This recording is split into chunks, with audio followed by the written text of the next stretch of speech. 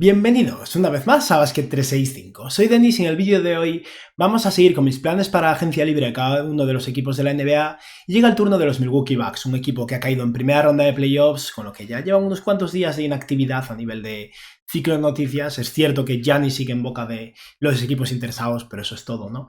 Y aprovechando esa pausa antes del inicio de las finales de conferencia, vamos a hablar un poco de los Bucks. Por supuesto, si estáis aquí, me imagino que es porque os interesa la NBA, así que os animo a que os suscribáis al canal. Aquí hablamos, bueno, hago lo posible por hablar de todos los equipos y de hecho la idea es hacer una serie hablando de los 30 equipos de la NBA de cara al inicio de la agencia libre, alternando con un poco de cobertura de, bueno, playoffs y actualidad NBA, ¿no? Y bueno, dadle like al vídeo, comentadme abajo lo que opinéis y hacedme preguntas al final del vídeo, que siempre intento responder una pregunta planteada en un vídeo anterior. Y dicho esto, vamos a empezar hablando de la situación de un equipo muy interesante y en un claro punto de inflexión en los Milwaukee Bucks. Los Milwaukee Bucks son un equipo que proyecta tener unos 23,1 millones de dólares de margen hasta el impuesto de lujo esta próxima temporada, y con Damian Lillard, con la desgraciada lesión que ha sufrido en playoffs, con esa ruptura de tendón de Aquiles, con Lillard fuera para muy probablemente toda la temporada, o al menos una parte muy grande de la temporada, estos Bucks el año que viene tienen unas aspiraciones limitadas probablemente y no creo que vayan a ser un equipo por encima del impuesto de lujo. Por lo que eso, espero que sea un equipo que intente evitarlo en esta ocasión, ¿no? Podrían en ese caso tener hipotéticamente la mid-level de hasta 14,1 millones de dólares, la excepción media anual de 5,1, o si deciden pagar el impuesto de lujo, lo cual implica mantener a Giannis Antetokounmpo, tener disponible a mid-level de 5,7 millones de dólares. No tiene ninguna excepción de intercambio y esa es la realidad de Milwaukee de cara a esta próxima temporada.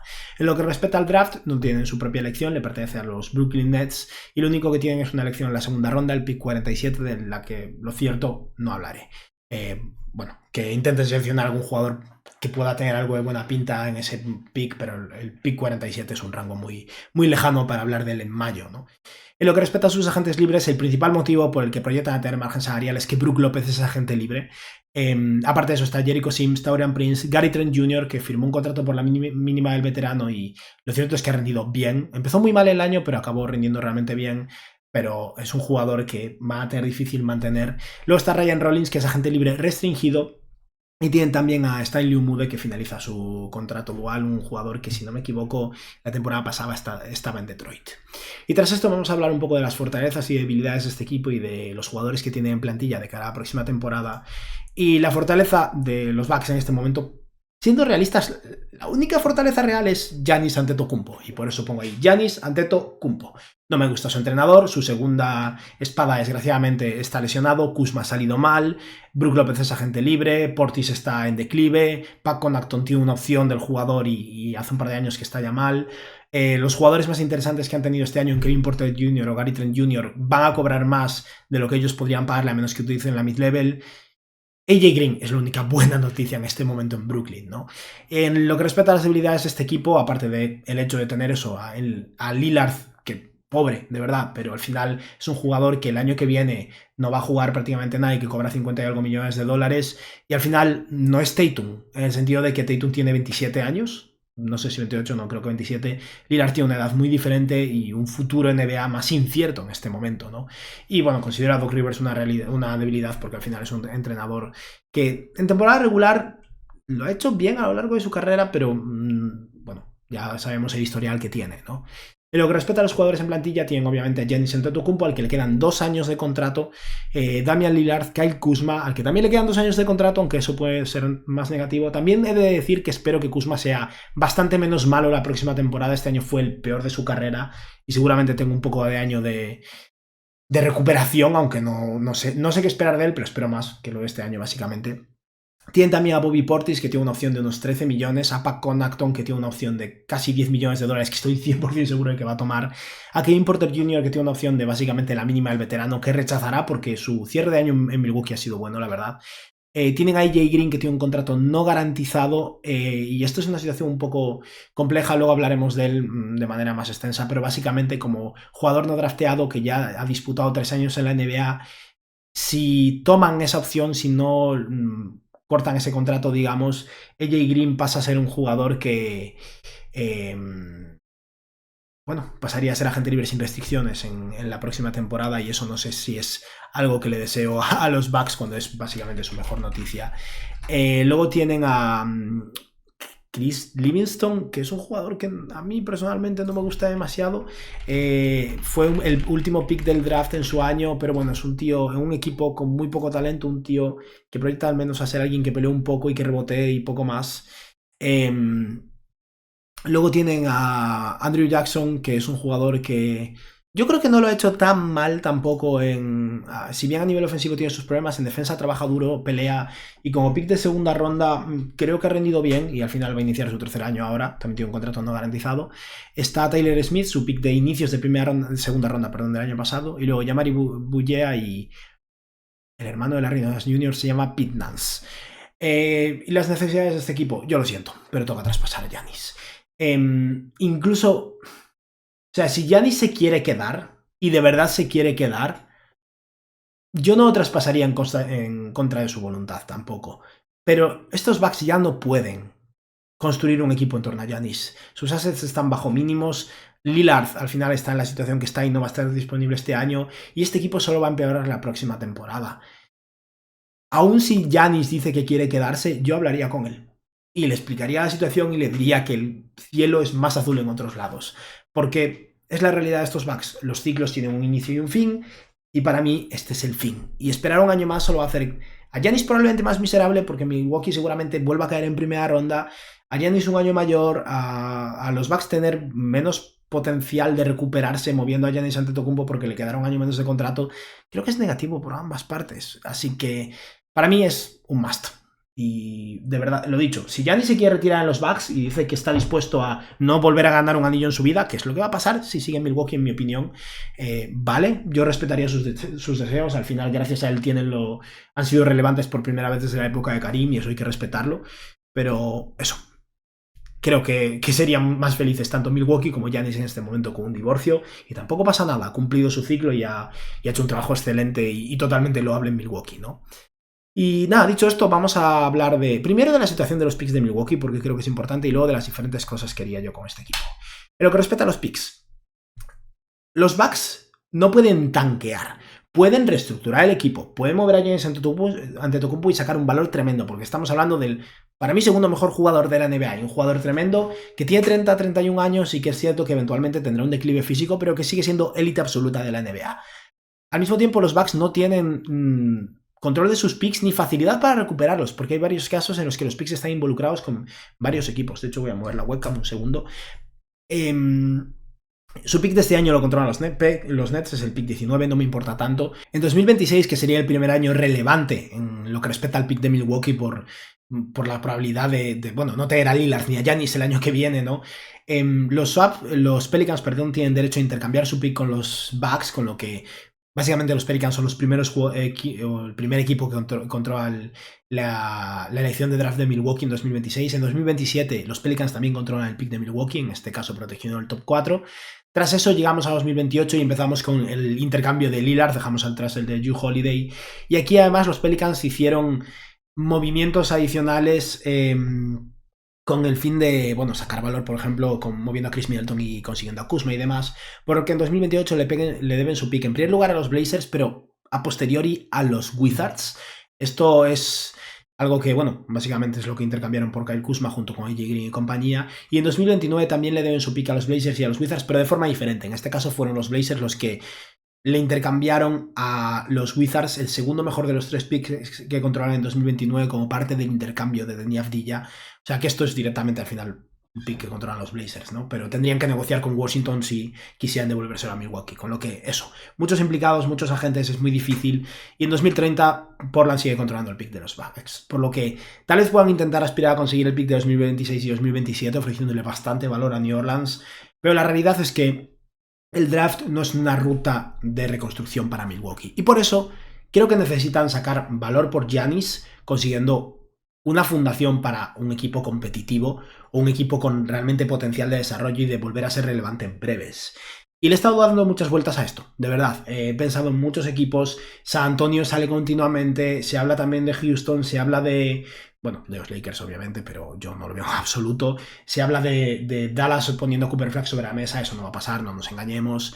Y creo que el mejor retorno posible no está en San Antonio. No creo que el pick 2 Stephon Castle y rellenos a Arial, o sea, Pasel más picks y lo que sea ideal para Milwaukee, perdón, porque Harper es muy prometedor en ese pick 2,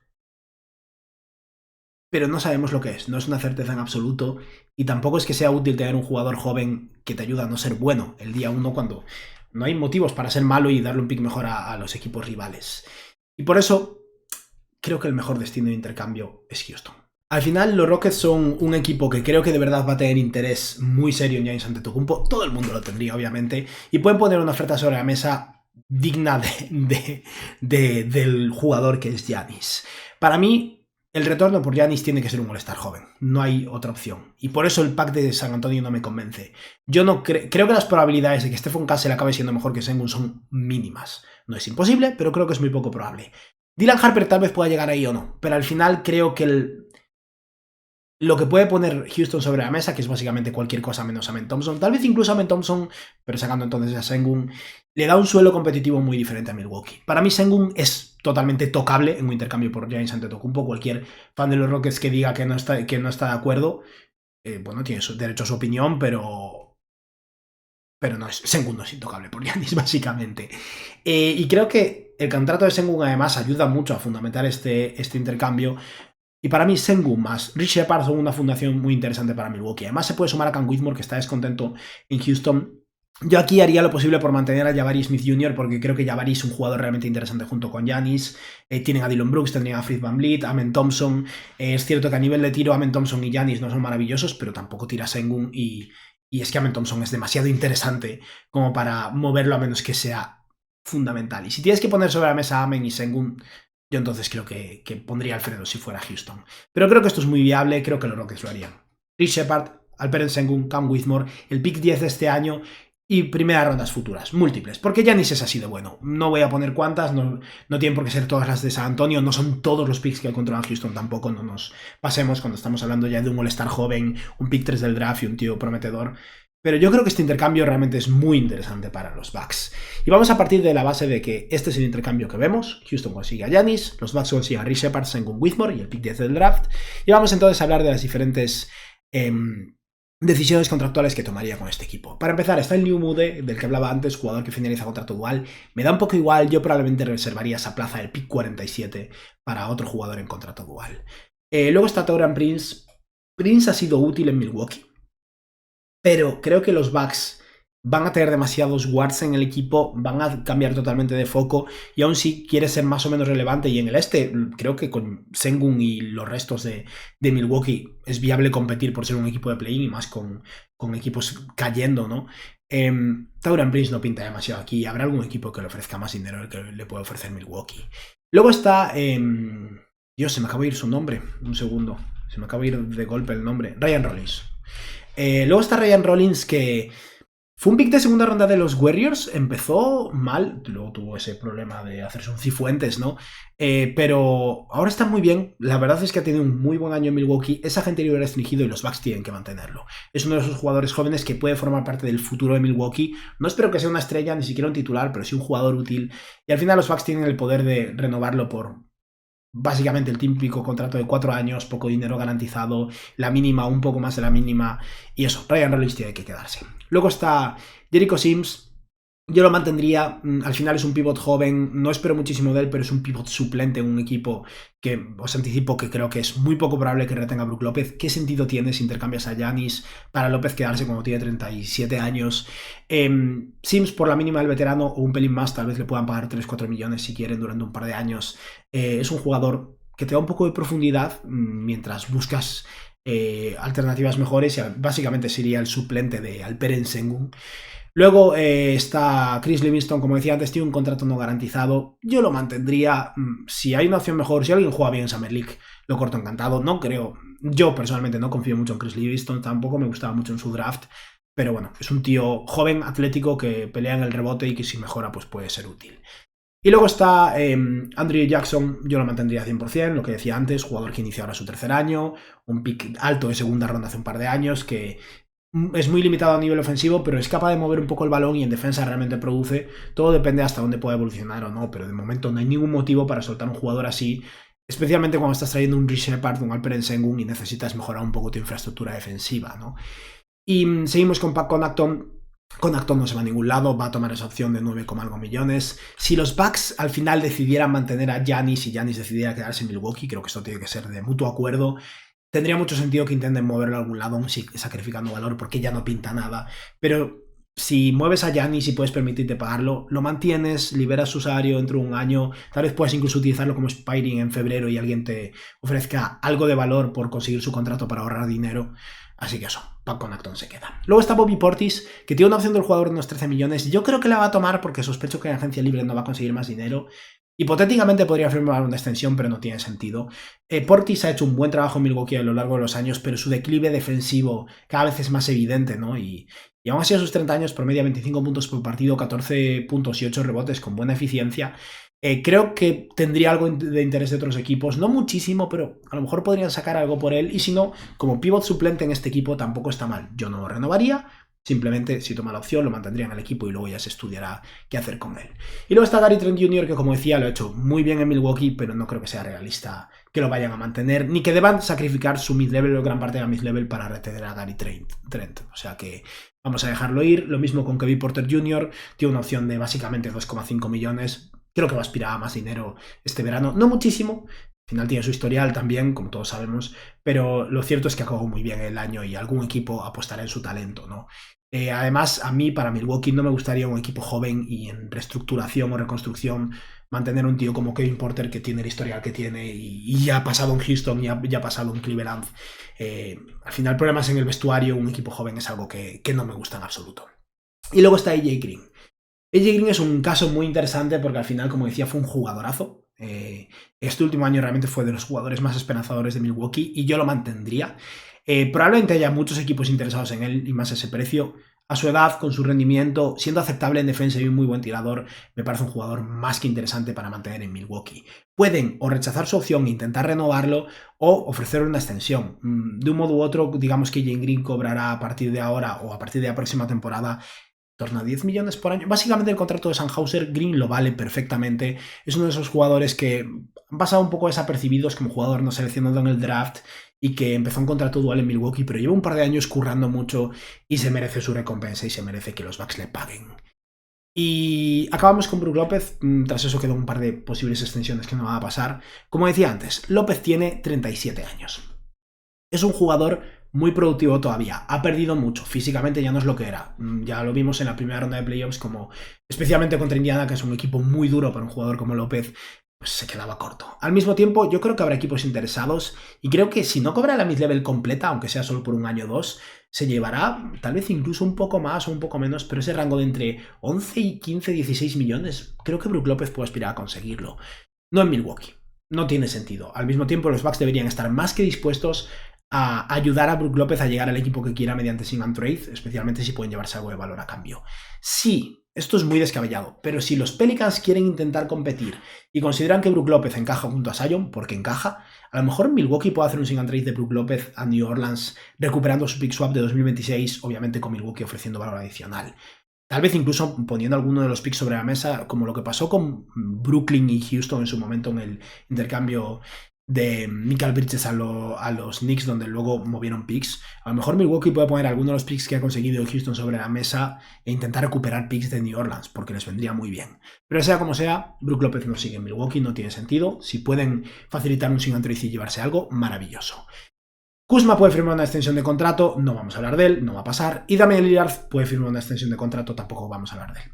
Desgraciadamente a sus 34 años ha sufrido una de las lesiones más duras de la NBA. Nos vamos a perder a Lillard por un año y es una pena porque le quedan pocos de carrera. Y Lillard es un jugador espectacular a nivel ofensivo, con sus carencias defensivas, obviamente, pero que aún así ha tenido un año productivo con 36 minutos de juego, 25 puntos, casi 5 rebotes y 7 asistencias y buen eficiencia. Pero eso, yo no cuento con él en absoluto para la próxima temporada y es básicamente un salario muerto en Milwaukee.